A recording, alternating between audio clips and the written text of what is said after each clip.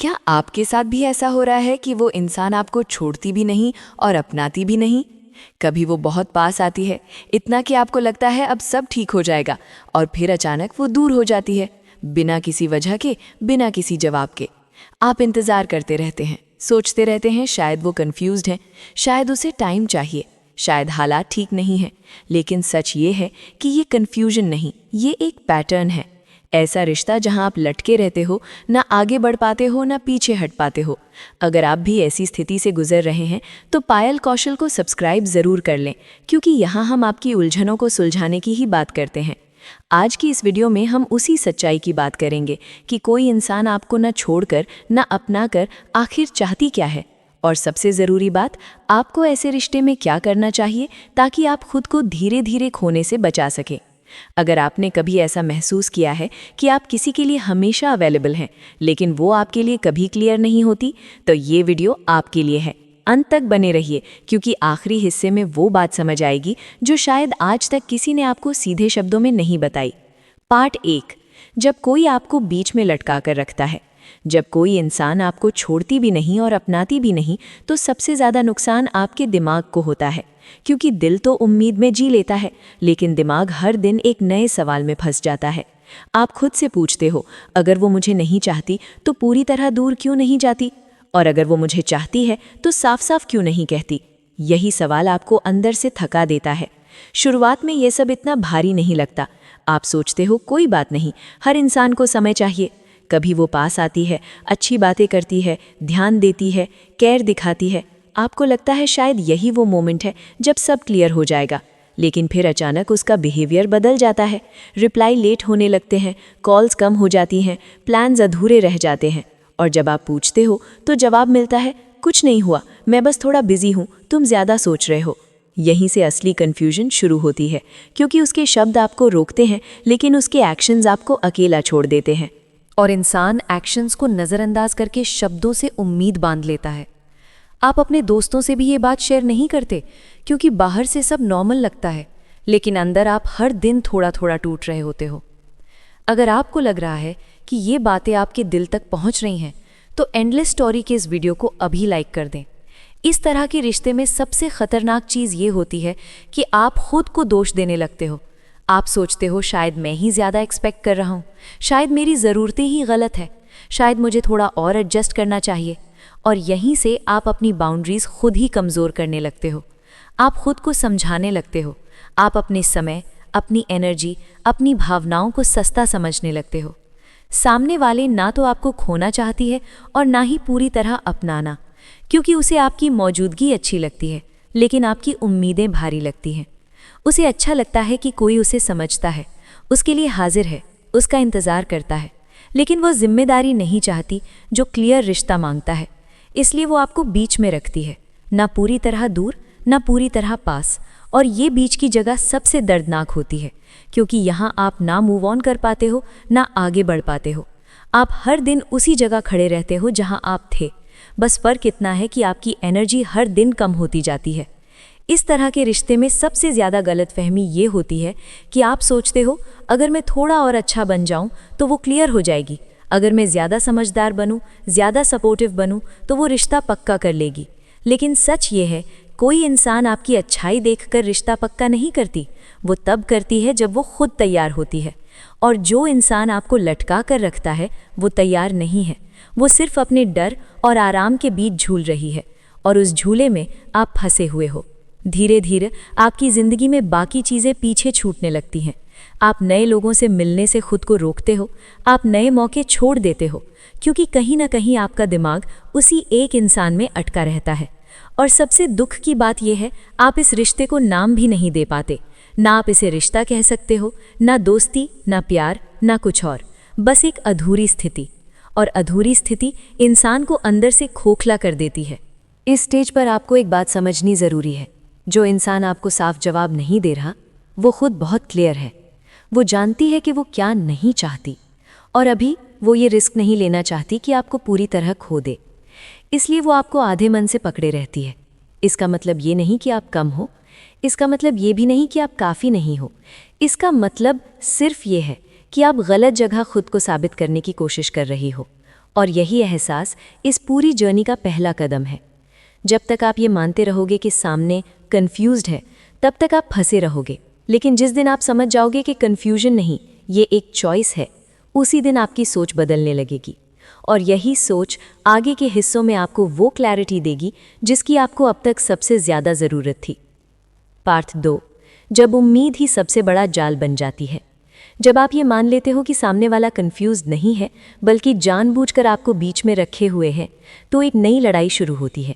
ये लड़ाई उसके साथ नहीं होती, ये लड़ाई आपके अंदर होती है। क्योंकि अब आपके सामने दो सच्चाइयाँ खड़ी होती है, एक वो जो आप महसूस करते हो और दूसरी वो जो आप स्वीकार नहीं करना चाहते। आप महसूस करते हो कि ये रिश्ता आपको धीरे धीरे थका रहा है, लेकिन आप स्वीकार नहीं करना चाहते कि शायद ये रिश्ता कभी पूरा होगा ही नहीं। यहीं पर उम्मीद सबसे खतरनाक रूप ले लेती है। उम्मीद आपको बांध कर रखती है, उम्मीद आपको इंतज़ार करना सिखाती है, उम्मीद आपको ये यकीन दिलाती है कि थोड़ा और रुक जाओ, सब ठीक हो जाएगा, और आप रुक जाते हो। हर बार जब वो थोड़ा सा ध्यान देती है, थोड़ा सा केयर दिखाती है, आपकी उम्मीद फिर से जाग जाती है। आप सोचते हो, देखा उसे फ़र्क पड़ता है, देखा वो पूरी तरह बुरी नहीं है, देखा शायद वो बदल रही है।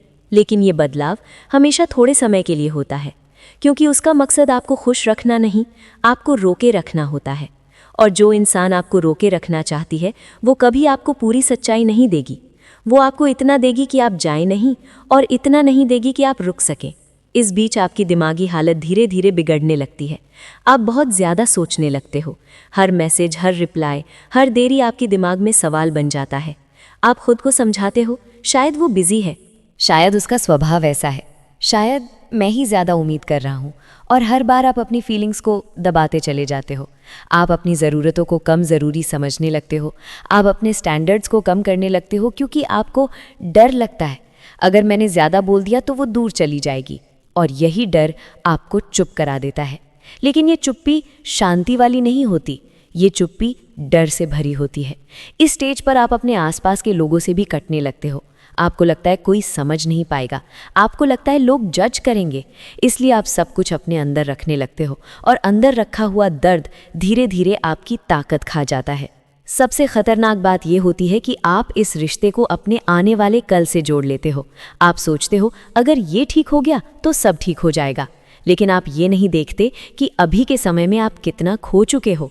आप अपनी हंसी खो रहे हो, आप अपनी क्लैरिटी खो रहे हो, आप अपने आत्मसम्मान के छोटे छोटे हिस्से हर दिन गिरा रहे हो। और सामने वाली ये सब देख रहा होता है। वो जानती है कि आप उससे जुड़े हो, वो जानती है कि आप छोड़ नहीं पाओगे। इसीलिए वो कोई फाइनल जवाब नहीं देता, क्योंकि जवाब देना उसे भी मुश्किल में डाल देगा। या तो उसे पूरी जिम्मेदारी लेनी पड़ेगी, या फिर आपको पूरी तरह खोना पड़ेगा। और वो इन दोनों से बचना चाहती है, इसीलिए वो आपको बीच में रखती है। इस बीच में एक बात बहुत साफ हो जाती है, आप जितना ज़्यादा उसे समझने की कोशिश करते हो, वो उतना ही आपको हल्के में लेने लगती है। क्योंकि इंसान उस चीज़ की कद्र नहीं करता जो बिना किसी शर्त के उसके पास पड़ी रहती है, और आप बिना शर्त वहाँ मौजूद हो चुके हो। अगर आपके साथ भी ऐसा कभी हुआ है तो कमेंट में ज़रूर बताएं, ताकि एंडलेस स्टोरी की फैमिली को लगे कि वो अकेले नहीं हैं। अब आपको ये समझना ज़रूरी है कि ये रिश्ता आपकी वैल्यू तय नहीं करता, आपकी वैल्यू आपकी बाउंड्रीज से तय होती है। और बाउंड्रीज आप तब बनाते हो जब आप तय करते हो कि आपको क्या नहीं चाहिए। इस स्टेज पर आपको खुद से एक ईमानदार सवाल पूछना होगा, अगर यही व्यवहार कोई और इंसान करता तो क्या मैं इसे स्वीकार करता? संगीत। अगर जवाब नहीं है तो सिर्फ इसलिए हाँ मत कहो क्योंकि आप दिल से जुड़े हो, क्योंकि जुड़ाव अक्सर हमें गलत चीज़ को भी सही मानने पर मजबूर कर देता है। और यहीं से आपको धीरे धीरे अपने अंदर एक बदलाव लाना होगा। आपको खुद को उस जगह से हटाना होगा जहां आपकी उम्मीद आपको चोट पहुंचा रही है। इसका मतलब ये नहीं कि आप तुरंत छोड़ दो, इसका मतलब ये है कि आप अपनी एनर्जी वापस लेना शुरू करो। कम मैसेज, कम मौजूदगी, कम भावनाओं का निवेश। आप सिर्फ देखो, आप रिएक्शन देना बंद करो। और जैसे ही आप थोड़ा पीछे हटते हो, सामने वाली का असली रूप दिखने लगता है।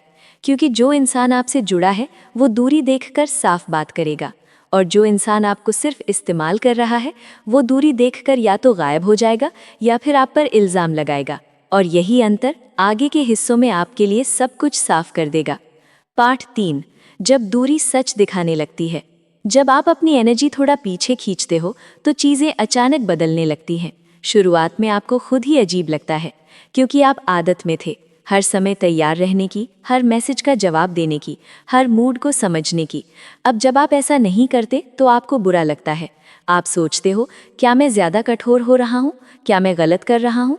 लेकिन यही एहसास इस बात का सबूत है कि आप कितने समय से खुद को नज़रअंदाज कर रहे थे।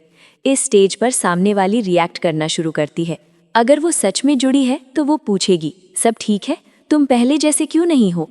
लेकिन अगर वो सिर्फ अपना फ़ायदा चाहती थी तो उसका रिएक्शन अलग होगा। या तो वो अचानक बहुत ज़्यादा मीठी बन जाएगी या फिर आपको दोष देने लगेगी। वो कहेगा, तुम बदल गए हो, तुम पहले जैसे नहीं रहे, तुम्हें अब मेरी परवाह नहीं। यहीं पर एक बहुत ज़रूरी बात समझ आती है। वो आपकी फीलिंग्स नहीं पूछ रही, वो अपना आराम खोने से डर रही है। क्योंकि जब आप हर समय मौजूद नहीं रहते तो उसे महसूस होता है कि कंट्रोल हाथ से निकल रहा है। इस स्टेज पर बहुत लोग डर जाते हैं। उन्हें लगता है अब तो वो सच में चली जाएगी, अब तो सब खत्म हो जाएगा, और इसी डर में वो फिर से पुराने तरीके पर लौट जाते हैं। लेकिन अगर आप यहाँ रुक गए तो सच्चाई साफ दिखने लगती है। आप नोटिस करते हो कि जब आप दूरी रखते हो तो कौन कोशिश करता है और कौन बहाने देता है। आप देखते हो कि कौन बात साफ करता है और कौन बात घुमा देता है। आप समझने लगते हो कि जो इंसान आपके बिना बेचैन महसूस करता है वो आपको खोने से डरता है, और जो इंसान आपकी कमी महसूस नहीं करता वो कभी आपका नहीं था। इस फेज में आपको अपनी भावनाओं को काबू करना सीखना पड़ता है। मतलब ये नहीं कि आप पत्थर बन जाओ, मतलब ये है कि आप बिना सोचे समझे जवाब देने से बचो। हर बार मैसेज देखकर रिप्लाई करना ज़रूरी नहीं, हर सवाल का जवाब तुरंत देना ज़रूरी नहीं। आप अपनी ज़िंदगी में ध्यान वापस लाते हो। आप अपने काम, अपने लक्ष्यों, अपने लोगों पर ध्यान देना शुरू करते हो, और यही ध्यान आपको फिर से मजबूत बनाता है। इस दौरान आपको एक बात और समझ आती है, जिस इंसान को आपने इतनी अहमियत दी थी वो आपकी पूरी दुनिया नहीं था, आपने उसे ऐसा बना लिया था। और अब जब आप उसे उस ऊंचे दर्जे से नीचे उतारते हो तो चीज़ें बराबर होने लगती हैं। इस स्टेज पर कभी कभी वो इंसान एक आखिरी कोशिश करता है। वो आपको फिर से पुरानी बातों में फंसाने की कोशिश करेगी, पुरानी यादें, पुराने वादे, पुराने पल। लेकिन अब फ़र्क ये है कि आप उन बातों को सच की तरह नहीं लेते। आप देखते हो कि वो बातों के साथ काम भी कर रही है या नहीं, और अक्सर यहीं पर चेहरा सामने आ जाता है, क्योंकि शब्द बार बार बोले जा सकते हैं लेकिन काम सच दिखा देते हैं। इस फेज़ में आपको ये भी समझ आता है कि अगर किसी को आपकी ज़िंदगी में रहना है तो उसे साफ होना पड़ेगा। आप अब इशारे नहीं देते, आप बस अपनी बाउंड्रीज़ बनाकर रखते हो, और बाउंड्रीज़ शब्दों से नहीं, आपके व्यवहार से दिखती हैं। अगर सामने वाला अब भी क्लियर नहीं होती तो आप समझ जाते हो कि ये रिश्ता यहीं तक था। और ये एहसास दर्दनाक ज़रूर होता है, लेकिन सुकून देने वाला भी होता है, क्योंकि अब आप अंदाज़ा नहीं लगा रहे, अब आप इंतज़ार नहीं कर रहे, अब आप हकीकत में हो। इस स्टेज पर आप अपने अंदर एक ताकत महसूस करते हो, ऐसी ताकत जो आपको पहले नहीं थी, क्योंकि आपने खुद को चुना है। आपने फैसला किया है कि आप आधा प्यार स्वीकार नहीं करेंगे, आप आधी मौजूदगी स्वीकार नहीं करेंगे, आप आधी इज्जत स्वीकार नहीं करेंगे। और ये फैसला आपकी ज़िंदगी का मोड़ बन जाता है। अब चाहे वो इंसान आपकी ज़िंदगी में रहे या ना रहे, आप खुद के साथ ठीक रहने लगते हो। आपको अब दूसरों की तारीफ की उतनी ज़रूरत नहीं रहती, आप शांत रहते हो, और यही शांति सबसे ज़्यादा असर करती है। क्योंकि जब आप शांत हो जाते हो तो सामने वाली कंफ्यूज्ड हो जाती है, वो समझ नहीं पाती कि अब आप क्या सोच रहे हो, और यहीं से ताकत बदल जाती है। अब कंट्रोल उसके हाथ में नहीं, आपके हाथ में होता है, क्योंकि आप रिएक्शन नहीं दे रहे, आप सोच समझकर जवाब दे रहे हो। इस स्टेज पर आपको कोई जल्दी नहीं होती। आप जानते हो कि जो सच है वो सामने आएगा, और जो नहीं आएगा उसे पकड़कर रखने का कोई मतलब नहीं। यहीं से आप अगले फेज में जाते हो, जहां या तो साफ बातचीत होगी या फिर साफ दूरी, और दोनों ही आपके लिए बेहतर होंगे। पार्ट 4, जब सामने वाला खुद को बचाने की कोशिश करता है। इस स्टेज पर हालात साफ होने लगते हैं, लेकिन आसान नहीं होते। अब सामने वाली भी समझ चुकी होती है कि आप पहले जैसे नहीं रहे। वो महसूस करती है कि आपकी एनर्जी बदल गई है, आप अब उतने मौजूद नहीं हो, उतनी इमोशनल नहीं हो, और सबसे ज़्यादा अब आप इंतज़ार नहीं कर रहे। और यही बात उसे बेचैन करती है, क्योंकि जब तक आप इंतज़ार करते थे तब तक कंट्रोल उसके हाथ में था। अब कंट्रोल धीरे धीरे उसके हाथ से निकल रहा है। इस फेज़ में वो इंसान अक्सर खुद को बचाने की कोशिश करती है, लेकिन ध्यान देना, ये कोशिश रिश्ता बचाने की नहीं होती, ये कोशिश अपना आराम बचाने की होती है। अब वो आपको और ज़्यादा मिले जुले इशारे देती है, कभी अचानक बहुत परवाह करने वाली बन जाती है, कभी भविष्य की हवाई बातें करती है, कभी कहती है मैं अभी क्लियर नहीं हूँ लेकिन मैं तुम्हें खोना नहीं चाहती। ये लाइन इस फेज की सबसे खतरनाक लाइन होती है, क्योंकि इसमें आपके लिए उम्मीद होती है और उसके लिए कोई जिम्मेदारी नहीं। वो आपको आधे मन से रोकना चाहती है, पूरा अपनाने की कीमत पर नहीं और पूरा छोड़ने का रिस्क लेकर भी नहीं। और अगर आप इस स्टेज पर सावधान नहीं रहे तो आप फिर से उसी चक्कर में फंस सकते हो। इसीलिए यहाँ सबसे ज़रूरी चीज़ है आपकी क्लैरिटी। आपको अब उसकी बातों से ज़्यादा उसके व्यवहार को देखना है। क्या वो आपके लिए टाइम निकाल रही है? क्या वो आपके सवालों से भाग नहीं रही? क्या वो आपको कंफ्यूज छोड़कर खुद आराम से नहीं बैठी? अगर इन सवालों के जवाब साफ नहीं है तो समझ लो उसकी बातें भी साफ नहीं है। इस स्टेज पर वो आपको इमोशनल बनाकर रोकने की कोशिश करती है। वो पुरानी बातें याद दिलाती है, पुराने पलों का जिक्र करती है, आपको ये फील कराती है कि आप खास हो।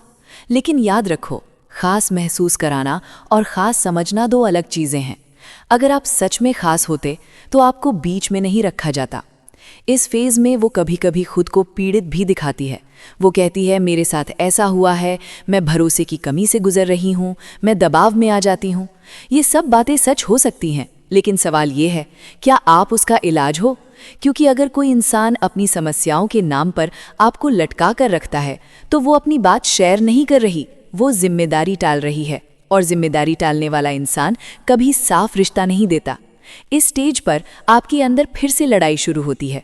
एक तरफ आपका दिल कहता है वो परेशान है, उसे समझना चाहिए। दूसरी तरफ आपका दिमाग कहता है मैं खुद भी तो परेशान हूँ। और यहीं पर आपको एक फैसला लेना होता है। क्या आप उसकी कन्फ्यूजन में अपनी क्लैरिटी खो दोगे या फिर अपनी क्लैरिटी को उसकी कन्फ्यूजन से ऊपर रखोगे?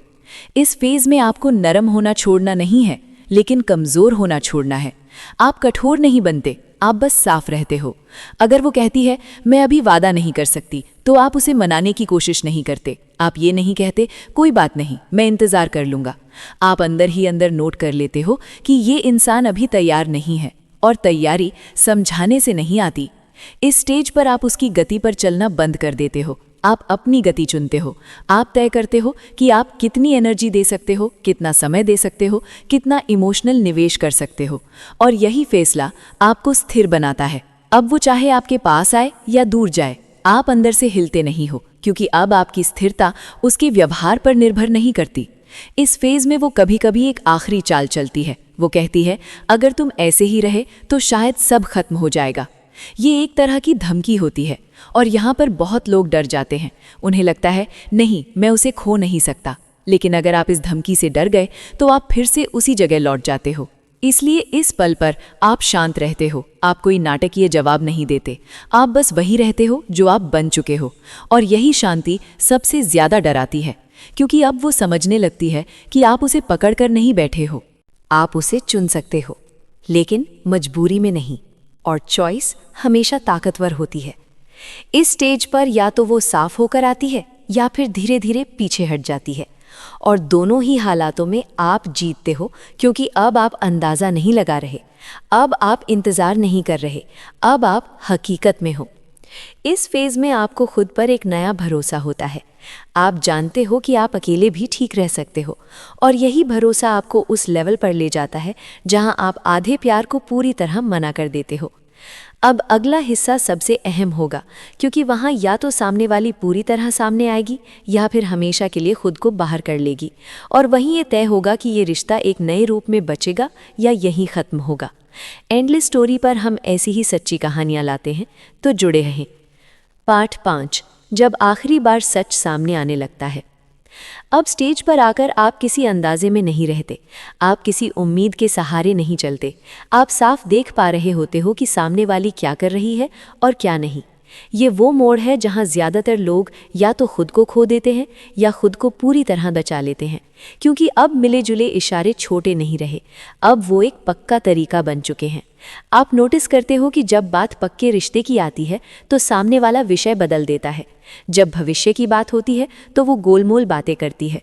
जब सफाई मांगी जाती है तो वो इमोशनल बातें शुरू कर देती है। और यहीं पर आपको एक बात समझ आ जाती है, वो आपको कंफ्यूज नहीं कर रही, वो खुद को सुरक्षित रख रही है। क्योंकि अगर वो साफ बोलेगी तो उसे कुछ खोना पड़ेगा, या तो आपको या अपना आराम, और वो दोनों में से कुछ भी खोना नहीं चाहती। इस स्टेज पर आपके अंदर दो आवाज़ें होती हैं। एक आवाज़ कहती है चलो थोड़ा और इंतज़ार कर लेते हैं, शायद इस बार सब ठीक हो जाए। दूसरी आवाज़ कहती है अब और नहीं, अब ये खुद के साथ गलत है। यहीं पर आपका फैसला बनता है। अब आप सवाल नहीं पूछते क्योंकि आपको जवाब पहले ही मिल चुका होता है। अब आप उससे ये नहीं पूछते कि वो क्या चाहती है, आप खुद से पूछते हो कि आप क्या चाहते हो, और ये सवाल पूरा खेल बदल देता है। इस स्टेज पर आपको ये साफ दिखने लगता है कि आपने कितनी चीज़ें सिर्फ इसलिए सह लीं क्योंकि आप उससे जुड़े थे। आपने बेइज्जती को गलतफहमी कहा, आपने नज़रअंदाज करने को बिजी शेड्यूल कहा। संगीत, आपने आधी कोशिश को स्वभाव का हिस्सा कहा, लेकिन अब आप ये सब सही नहीं ठहराते। संगीत, क्योंकि अब आप खुद को समझ चुके हो। इस फेज़ में सबसे बड़ा जाल होता है आखिरी समय की मिठास। संगीत, सामने वाली अचानक ज़्यादा परवाह दिखाने लगती है, ज़्यादा बातें करती है, ज़्यादा मौजूद रहती है, और आपको लगता है शायद ये वही बदलाव है जिसका मैं इंतज़ार कर रहा था। संगीत, लेकिन फ़र्क ये होता है कि ये मिठास सफाई के साथ नहीं आती। वो आपको अच्छा महसूस कराती है, लेकिन साफ जवाब नहीं देती, और जो इंसान आपको अच्छा महसूस कराकर आपको रोक ले, वो आपको आगे नहीं ले जाता। संगीत, इस स्टेज पर आपको अपने अंदर एक नियम बनाना पड़ता है। अगर सामने वाली मेरे सवालों से भाग रही है तो मैं उसकी भावनाओं में नहीं फंसूंगा। अगर वो साफ बात नहीं कर सकता तो मैं इस धुंधले रिश्ते में नहीं रहूंगा। ये नियम आप बाहर नहीं बताते, ये आप खुद के लिए बनाते हो, और जैसे ही आप इन नियमों पर चलना शुरू करते हो, आपकी एनर्जी बदल जाती है। आप अब रिएक्ट नहीं करते, आप जवाब भी कम देते हो, आप मौजूद कम होते हो लेकिन वहाँ रहते हो, और ये बदलाव सामने वाली को बहुत साफ दिखता है। अब वो समझने लगती है कि आप अब उसके काबू में नहीं हो, और कंट्रोल खोना हर इंसान के लिए सबसे बेचैन करने वाली चीज़ होती है। इस फेज़ में वो आखिरी कोशिश करती है आपको रोकने की। वो कहती है मैं तुम्हें खोना नहीं चाहती, लेकिन वो ये नहीं कहती मैं तुम्हें चाहती हूँ, और इन दोनों में बहुत बड़ा फ़र्क होता है। खोना ना चाहना स्वार्थ हो सकता है, चाहना जिम्मेदारी मांगता है, और जो इंसान जिम्मेदारी नहीं लेना चाहती वो सिर्फ आपको रोकना चाहती है। यहीं पर आपको अपने अंदर पूरी क्लैरिटी मिल जाती है। अब आपको गुस्सा नहीं आता, अब आपको रोना नहीं आता, अब आपको साबित नहीं करना पड़ता, आप बस शांत हो जाते हो, क्योंकि अब आप समझ चुके हो कि ये रिश्ता आपको आगे नहीं ले जा रहा। और जो चीज़ आपको आगे नहीं ले जाए, वो चाहे कितनी भी जानी पहचानी हो, उसे संगीत छोड़ना ही सही होता है। इस स्टेज पर आप कोई नाटकीय विदाई नहीं करते, आप लड़ते नहीं हो, आप इल्ज़ाम नहीं लगाते, आप कोई सीन क्रिएट नहीं करते। आप बस धीरे धीरे अपनी मौजूदगी संगीत हटा लेते हो। कम बात, कम मौजूदगी, कम निवेश, और ये कम होना आपको हल्का बना देता है। अब सामने वाली आपको रोकने के लिए बहुत कुछ कह सकती है, लेकिन अब आप उसमें फंसते नहीं, क्योंकि अब आप शब्द नहीं सुन रहे, आप काम देख रहे हो, और काम बहुत साफ होते हैं। अगर वो सच में आपको चाहती है तो वो क्लियर होगी, और अगर वो क्लियर नहीं होती तो आपको भी क्लियर रहना होगा। इस फेज में आपको ये भी समझ आता है कि आपने किसी को नहीं खोया, आपने बस उस कल्पना को छोड़ा है जो आपने अपने दिमाग में बना रखी थी। और कल्पना छोड़ना दर्द देता है, लेकिन हकीकत अपनाना शांति देता है। अब आप उस जगह पर हो जहां आपको पता है कि आप आधे प्यार के लायक नहीं हो, आप पूरी इज्जत डिजर्व करते हो, आप पूरी क्लैरिटी डिजर्व करते हो, आप पूरी मौजूदगी डिजर्व करते हो। और अगर कोई ये सब नहीं दे सकती तो वो चाहे कितना भी खास क्यों ना लगे, वो आपके लिए सही नहीं है। इस स्टेज पर आप अपने अंदर एक नई ताकत महसूस करते हो, एक ऐसी ताकत जो चिल्लाती नहीं, जो लड़ती नहीं, बस अपनी जगह खड़ी रहती है। और यही ताकत आपको आखिरी हिस्से तक ले जाती है, जहां आप ये समझते हो कि आगे क्या करना है, जहां आप तय करते हो कि आप किस तरह के रिश्ते में जीना चाहते हो। और वहीं ये पूरी कहानी अपना असली मतलब दिखाती है। पार्ट 6, जब आप खुद को चुन लेते हो, फाइनल। इस आखिरी हिस्से तक पहुंचते पहुंचते आप एक बात पूरी तरह समझ चुके होते हो। मिले जुले इशारों का सबसे बड़ा नुकसान रिश्ते को नहीं, आपको होता है। क्योंकि जब कोई इंसान ना छोड़ती है ना अपनाती है, तो वो आपको एक ऐसी जगह पर रख देती है जहां आप हर दिन खुद को सफाई देते रहते हो। आप सफाई देते हो कि वो बुरी नहीं है, आप सफाई देते हो कि हालात मुश्किल हैं, आप सफाई देते हो कि थोड़ा और टाइम देना चाहिए। लेकिन सच ये है, जिस रिश्ते में आपको बार बार सफाई देनी पड़े वो रिश्ता नहीं होता, वो इंतज़ार होता है। और इंतज़ार हमेशा आपको पीछे रखता है। इस स्टेज पर आप पहली बार पूरी ईमानदारी से खुद से बात करते हो। आप पूछते हो, क्या मैं इस इंसान के साथ खुद को सुरक्षित महसूस करता हूँ? क्या मैं अपने दिल की बातें बिना डर के रख सकता हूँ? क्या मुझे यहाँ बार बार खुद को छोटा करना पड़ता है? अगर जवाब पूरी तरह हाँ नहीं है तो सवाल खुद ही खत्म हो जाता है, क्योंकि रिश्ते में कन्फ्यूजन नहीं, क्लैरिटी चाहिए। और क्लैरिटी कभी भी आधे मन से नहीं आती। इस फेज़ में आपको एक बहुत बड़ी बात समझ आती है, कोई भी इंसान आपको बीच में नहीं रख सकता जब तक आप खुद बीच में रुकने को तैयार ना हो।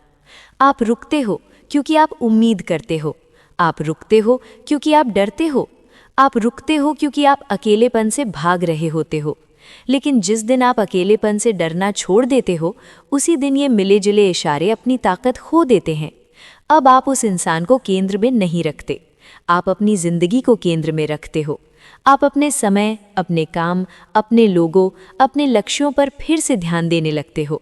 और जैसे जैसे आप खुद से जुड़ते जाते हो, वैसे वैसे वो इंसान आपके दिमाग से पीछे हटने लगता है। इस फेज़ में आपको कोई नाटकीय एहसास नहीं होता, कोई बड़ी घोषणा नहीं होती, बस एक शांत एहसास होता है कि अब आप खुद के साथ गलत नहीं कर रहे। आप अब मैसेज का इंतज़ार नहीं करते, आप अब कॉल्स का हिसाब नहीं रखते, आप अब हर छोटे इशारे को कोई मतलब नहीं देते, क्योंकि अब आपको साफ दिखने लगा है कि जो इंसान आपको सच में चाहती है, वो आपको कंफ्यूज नहीं करती, वो आपको लटका कर नहीं रखती, वो आपको एक विकल्प की तरह महसूस नहीं कराती। और अगर कोई आपको विकल्प समझता है तो आप उसके लिए हाजिर क्यों रहे?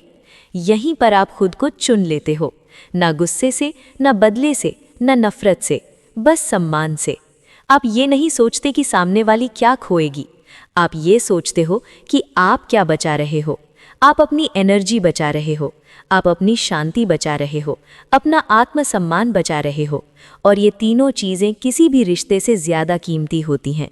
इस स्टेज पर अगर वो इंसान आपकी ज़िंदगी में वापस भी आती है तो आप पहले जैसे नहीं होते।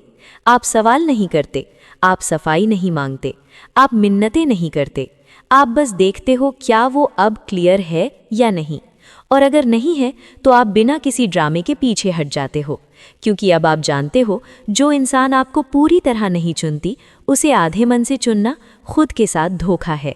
अब आपकी ज़िंदगी में लोग कम होते हैं लेकिन सही होते हैं, आपके रिश्ते कम होते हैं लेकिन हल्के होते हैं, आपके दिन शांत होते हैं क्योंकि आपके दिमाग में अंदाज़ा लगाना नहीं चल रहा होता। और यही शांति आपकी असली जीत होती है। इस सफ़र का सबसे बड़ा सबक यही है, मिले जुले इशारों का इलाज किसी को बदलना नहीं, खुद को चुनना है। जिस दिन आप खुद को चुन लेते हो, उस दिन कोई भी आपको बीच में नहीं रख सकता, क्योंकि अब आप किसी के आधे फैसले का हिस्सा नहीं बनते। आप पूरा रिश्ता चाहते हो या बिल्कुल नहीं। और यही क्लैरिटी आपको उस लेवल पर ले जाती है जहां आप गलत जगह रुकने से नहीं डरते और सही जगह छोड़ने से भी नहीं। अब आप जानते हो कि प्यार आपको उलझाता नहीं, प्यार आपको आज़ाद करता है। और जो चीज़ आपको उलझाए, वो चाहे कितनी भी जानी पहचानी क्यों ना हो, वो आपके लिए सही नहीं है। यहीं पर ये पूरी कहानी शांत तरीके से ख़त्म होती है। कोई शोर नहीं, कोई ड्रामा नहीं, कोई आरोप नहीं, बस एक साफ एहसास कि अब आप खुद के साथ खड़े हो।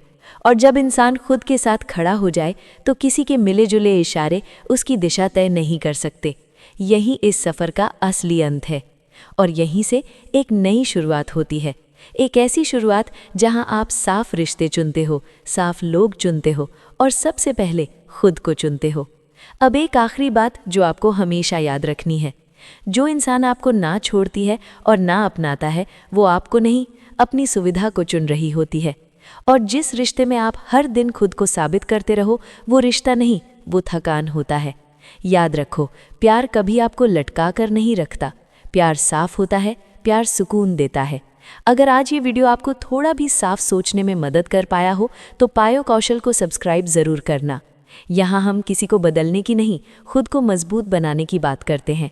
वीडियो को लाइक करो, कमेंट में लिखो, अब मैं आधा प्यार स्वीकार नहीं करूँगा। और इस वीडियो को उस इंसान तक ज़रूर पहुँचाओ जो आज भी मिले जुले इशारों में फंसा हुआ है।